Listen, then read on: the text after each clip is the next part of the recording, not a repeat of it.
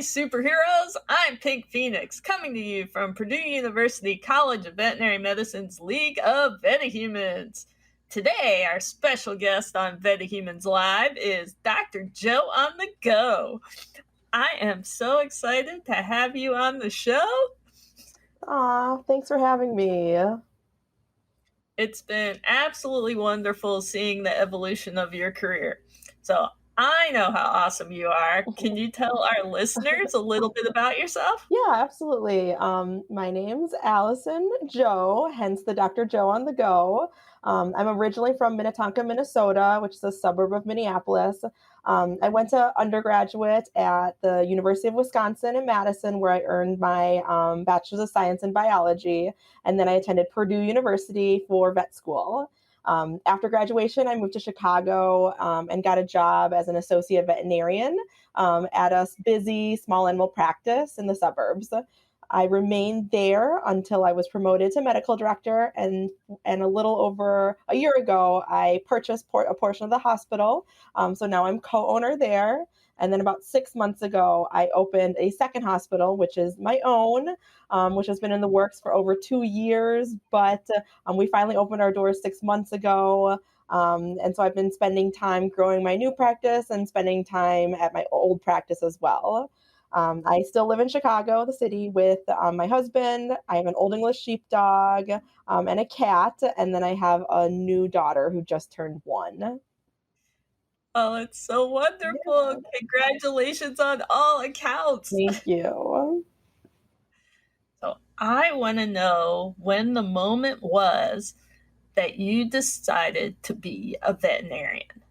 So that one, it wasn't a single moment. I think it was a few different factors at a young age and then later on when I was in college. So when I was younger, I had a cat that was diabetic. His name was Midnight. And so while I was in grade school, I was responsible for most of his treatments, his insulin injections and caring for him.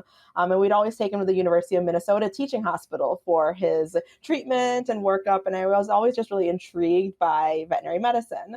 Fast forward, I went to college, and initially I was wavering between psychology, dentistry, human dentistry, and veterinary medicine. But I ended up doing not a study abroad, but I spent a summer in New Delhi, India, working at a nonprofit veterinary clinic that was treating street dogs in New Delhi. And it just kind of reignited my desire to become a veterinarian. And so that's what made me pursue the application process. And here we are. That's a great story. So how was it giving insulin injections as a little kid? How did you learn to do that? Yeah. Who showed you? So it was a combination of, I think, the veterinarian and the technicians kind of showed me and my mother how to do it. And I think initially my mom started to do it. And then as I became more and more comfortable, I just kind of took over, and Midnight was my responsibility. So I took it very seriously. That's fantastic. So I love your superhero name, Dr. Joe on the Go. It's incredibly fitting with everything that you do. And you said you opened a new clinic, you have a new daughter. Aside from the pandemic, I know that you're an avid traveler, so I want to hear about everything. Yeah. Let's start with what it's like opening a new practice and being a new mom at the same time. Yeah, so I would say this year has been hectic to say the least. Luckily, I do have like an amazing support system, like an amazing partner, and then an amazing professional support system to kind of help me get through everything. So opening the clinic was exciting. I got to do like a bunch of things that I never even imagined would be part of my career. I got to decide like paint colors for the hospital and the name of the hospital and logo of the hospital, all things that, like I said, I never really envisioned as part of a career of a veterinarian. Luckily, I opened the practice, so the doors opened, even though it was in the works and the planning had been there for a while. the doors didn't open until about 6 months after having my daughter. So luckily we were already in the swing of daycare, and my husband is always the pickup person. So he's been stepping up and kind of picking her up from daycare every day. And we've been able to really balance it well together, which has been great. But it's been really rewarding at the same time. Like, I'm excited to see as she grows. This has been something that's really rewarding to me. And so I'm excited for her to be able to see when she's older that I do have a career that I've been really passionate about and worked really hard for. And I hope that this is something that she can see that from. I'm sure it will absolutely impact her. So what's the name of your hospital? It's called Harvester Veterinary Hospital of Burr Ridge. And Burr Ridge is just the name of the town that we're in. Good name. Good pick. So you have a very diverse clientele in the Chicagoland area. What strategies do you use to meet everybody's needs and make sure everybody feels welcome when they come into your practice? Yeah, absolutely. So yeah, obviously in the area that I'm at, I have a completely like diverse clientele. I have a whole spectrum of different types of clients that I'm seeing. And my main driver and my main goal is to make sure that I offer the best care for every single pet, without making any assumptions on any of my clients. Um, I always kind of believe that there's not necessarily a gold standard that I always recommend, but I really feel like there is a spectrum of care. And I work with all of my clients to provide kind of the best care along the spectrum for each individual pet and each individual family. I think that, I see a lot of pets that maybe haven't had the best care before in the past, and maybe it's been an accessibility issue or just a comfort issue where they haven't found a veterinarian that they're comfortable with. But I always just try to assume the best intentions from the owner, and I just focus on communication and education. And I think that goes a long way. I also really think that representation matters. And so having a diverse staff, and staff members that can translate for my non-English speaking clients is really beneficial as well. Excellent. What's the surgery that you love? So I really love like entropion surgeries for eyelids, and cherry eye surgeries. So I had a cherry eye surgery this morning. I really like digit amputations too, which sounds weird, but I love amputating toes and digits and things like that. I do a lot of soft tissue abdominal surgeries. I did a gastrotomy on Monday. I did a resection anemosis on Monday, and then I just did a cystotomy this morning. And while I enjoy them, I don't enjoy them as much as, eye surgeries, digit surgeries. Surgeries outside of the abdomen tend to stress me out a lot less. So tell us about the eye surgeries for our listeners who don't know what entropion is. Yeah, so entropion is a condition that is really common in like bulldogs or cane corsos, kind of those bigger wrinkly breeds, smush face breeds where their eyelids will actually roll in. That can cause issues because the fur will be rubbing constantly on the eye or the cornea. So it can cause pain, irritation, or corneal ulceration. And so to correct that, basically we evert the eyelid, so that the fur no longer rubs on the surface of the cornea. So basically we take a little wedge of skin underneath the eye out and then suture the two pieces together, and it helps evert the eyelid so that it's not rubbing on the cornea. I bet they feel much better after. Yes, I like them because they're kind of one of those surgeries that gives you instant gratification. They come in like squinting really bad, and visually they look, like they shouldn't. And then immediately afterwards, their eyelids are kind of in normal apposition, and they're not squinting as much after surgery. So it's one of those surgeries that gives you that immediate sense of gratification. That is always nice. Yes. What has been your best day ever as a veterinarian so far? Yeah, that one's hard. I can't pinpoint one day that has been my favorite. I think my favorite days in general are the days where I'm scheduled with a lot of rechecks with my long-term clients that I've been managing and treating for a long period of time. I love following up with people that I've been seeing for years, good or bad. I just love touching base with them and making a plan and helping them get to where like they and their pet want to be. And so I think that's one of my favorite parts of, being a vet and my day-to-day activities. at the same time, I love days when I see new clients as well. Like we talked about before with my clientele here, I'm seeing a lot of new clients, and I see a lot of clients, and I love meeting clients that haven't necessarily taken the best care of their pets in the past, whether that's because they weren't educated on how to, or just didn't know the importance of certain things, or haven't felt a vet that they're comfortable with. I love being able to provide that education and proper preventative care so that my clients can make sure that their pets have the longest and happiest health long term. And I think that's really important. When you get a new client in, how do you tell them about pet care? A lot of times I just kind of start off with where they're at, like the things that they're doing that is good and healthy for the pet. I focus and let them know that they should continue this, whether that's the food or the lifestyle or certain things that they're doing. I want to make sure that they know what they're doing right. And then I just kind of introduce, oh, your dog hasn't had this type of vaccine before. And in this area, we see this disease a lot. And so I think it's important that your pet has this vaccine right now. Same with like heartworm disease. Some people don't believe that if their pet only stays in their yard, that they may not be exposed to heartworm disease. But I see heartworm disease in all types of dogs, in the city, in the suburbs, everywhere. And so just the education that, any dog in this area needs certain vaccines and needs heartworm treatment, heartworm preventative and heartworm testing is something that I typically start with. Excellent. Very important.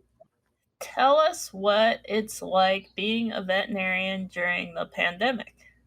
So it has changed a lot over the past 2 years. And I think, now we're even getting to a point where, it's becoming more and more normal. In 2020 and for some of 2021, it was different because we were doing primarily curbside, meaning we would have the pets be brought in, but the owners would remain in the car. And we would do most of the communication over the phone, which is still effective. But at those times, I did miss that face-to-face communication.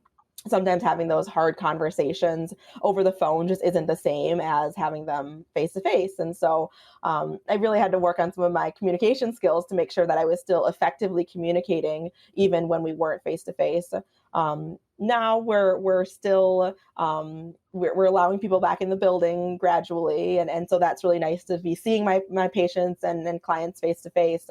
At our hospital, we still do have staff members and clients wear masks for right now. That's always changing, and it still definitely could change in the future, but we're just kind of taking it one step at a time. So.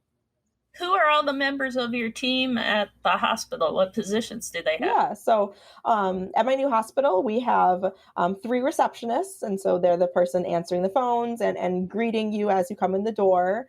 I also have a few certified veterinary technicians and veterinary assistants, and so they're the ones kind of assisting me through my day-to-day activities, restraining animals, drawing blood, monitoring for surgery, things like that. I have one other associate veterinarian who works on a lot of days when I'm not here, and then we work together some days. And then my hospital manager who kind of keeps everything up and running and everything organized and running smoothly. So my hospital manager too. That's a big team. Mm-hmm. You must be proud. Yeah. Let's talk about what you do for fun outside of veterinary medicine. I always love seeing the photos of all your travels. Yeah. What's your favorite destination spot? So that was hard for me. That's hard for me too, because I obviously love traveling. I've traveled a lot. I think one of my favorite locations that actually surprised me, because it was a trip that my husband was more excited about. We went to Scotland because my husband's a avid golfer. And he does like Scotch whiskey. And so he was very excited about Scotland. And I was, being a supportive partner and going along, and I thought it'd be fun as well. But I was just amazed with how beautiful it was, how much hiking we did, and the food was actually really good too. So Scotland was a surprise. I really like Asia too. We've been to Vietnam and Hong Kong and Singapore, and I really like those destinations too. Excellent. How many places have you gone? Oh gosh, I don't know off the top of my head. I've been to most. I've been to places in North America. I've definitely been to South America. So I've been to Brazil and South America. Africa, I've been to Tanzania and Morocco. I've been to Europe, and then I've been to all those places in Asia. So I don't know off the top of my head, but I've kind of covered the globe pretty uniformly. I've not been to Australia or Antarctica. So those are a few continents I'm missing right now. So what's next on your list? So that with COVID and stuff, that has been harder. We've always dreamed of going to Japan, and I still want to go to Japan, and I don't know when that will be happening. But for now, we're just kind of looking at different domestic travels and throughout North America and stuff like that. So we just went to we've been kind of trying to go to a lot of national parks. So we just did Yosemite last year, and so we'll probably hit a few more national parks this year. Hopefully things will get back to where you can travel again soon. Yes, exactly. Since COVID-19 cut into your ability to travel, what have you been doing for fun during the pandemic? I mean, obviously, I've had a lot of spare time with the new clinic and the new baby. I know, he must be bored. But no, I mean, with the pandemic and everything, and us not traveling as much, I have been looking for new hobbies and new things to do. I've definitely been reading a lot more. A few of my friends and I kind of started our own little book club, and so we've been doing that.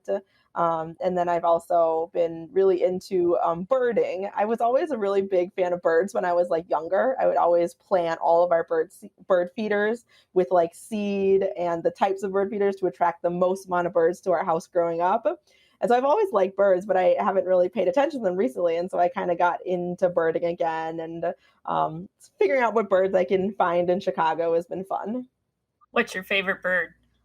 So I really like birds of prey. Like I love bald eagles. I love red-tailed hawks and Cooper's hawks. But I like water birds too. Like I see a ton of like great blue herons in Chicago, and like night herons and things like that. So I like those birds.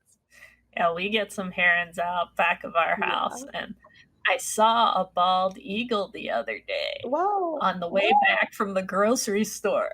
That's awesome. I know it's weird because it's surprisingly, I do see bald eagles a lot in Chicago. Actually, on the road that I drive on my commute to work, I probably see a bald eagle like once every other month, like either on a light pole or like just flying in the sky above me. And so it's funny because I see bald eagles all the time in Chicago, which I wouldn't have expected. Yeah, I think I've only seen 3, and we have some nesting on my way to work, but they're never out when I drive by. Yeah, they're hiding. That's way cool. Mm-hmm. So you have your book club. What have been the most influential books that you've read lately? Yeah, there's so many good books, and I've been reading so many books with everybody. But our book club read like The Immortalist last year, which was a really good book. I'm currently reading Good Rich People, which is just kind of like an entertaining book. I think they're going to make it in a TV series, so I'm kind of excited to read that before it comes out on TV. And then right now, on my commute too, I always listen to a book on tape, and so I've been listening to The Vanishing Half, which is actually very good so far. So yeah, excellent, good recommendations. I want to hear about your superpowers next. What are they, and how do you use them to support others through the League of VetaHuman? Yeah, so I would say my superpower would be, I guess, my commitment and dedications to my patients, their pet parents, and then just like the veterinary profession as a whole. I feel like I really do love my job, and I love the impact, and I want future veterinarians to feel the same way. I have the opportunity to serve a diverse pet owning population, and while my life has been very hectic lately, I do want to continue to host, as many veterinarian externs and kind of expand on community outreach for even younger populations of aspiring veterinarians. So I guess just my dedication and commitment, not only to my patients and pets, but just to the veterinary community as a whole, I think is my superhero power.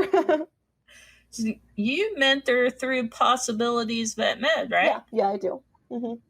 Can you tell us more about that program? Yeah, so it kind of works to connect different mentors with mentees, and so the mentees can be anyone from a vet student to a new grad to a high school student or an undergrad student looking for mentors in the veterinary community, whether that's the same interests as them, whether that's the same geographical region as them.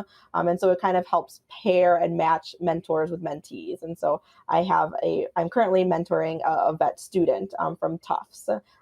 So yeah, and the focus is really working with underrepresented populations as well, to trying to help them find mentors that they feel comfortable with. It's an outstanding program, and I encourage our listeners to look it up. Before we have to end this awesome podcast, what inspirational message do you have for our listeners who want to be veterinarians? Yeah, I would say just focus on your overall positive impact.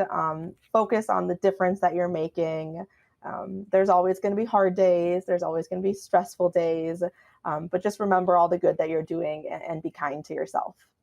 It's a wonderful message. You can learn about other League of VetaHuman superheroes at VetaHumanz.org.